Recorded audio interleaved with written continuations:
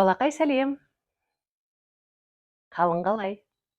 Сен санауды білетін боларсың, иә? Ал бүгін мен саған сандар жайлы ертегі айтып берейін деп отырмын. Тыңдауға дайынсың ба? Қане берірек жақында.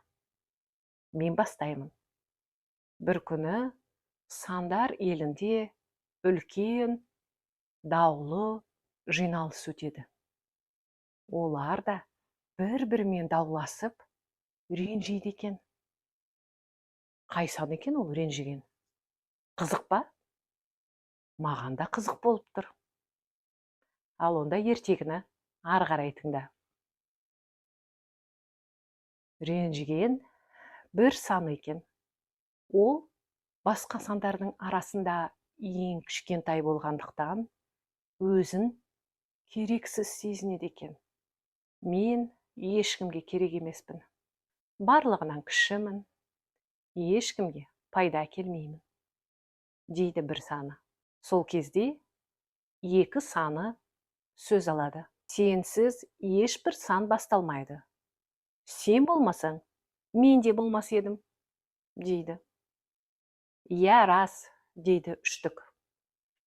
Мысалы, ойында жарысқанда бірінші орын әрдайым саған бұйырады.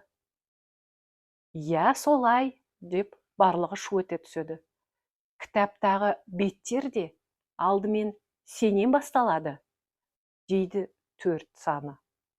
Сағатта сенсіз жұмыс істемейді, дейді бес. Сандардың барлығы бірге жан-жақтан сөйлеп былай дейді. Әр сан ерекше. Бұнда кішкентай санда, маңызы жоқ санда жоқ. Барлығымыз керекпіз. Ал бір саны сол кезде өзінің маңыздылығын түсініп, жылы жымиып, түсіндім, ендеше мен де өз орнымды мақтанышпен атқарамын, деп жауап беріпті. Сол күннен бастап сандар елінде ешкім өзін керексіз сезінбейтін болыпты.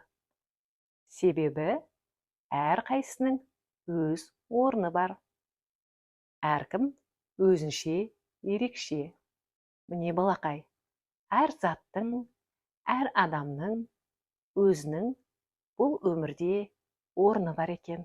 Керексіз деген ұғым жоқ. Сен де кішкентай болғанымен бұл өмірде маңыздысың. Осыны ұмытпа. Жақсы, енді әдемі көңіл күймен ұйқыға жата ғой. Келесі кездескенше.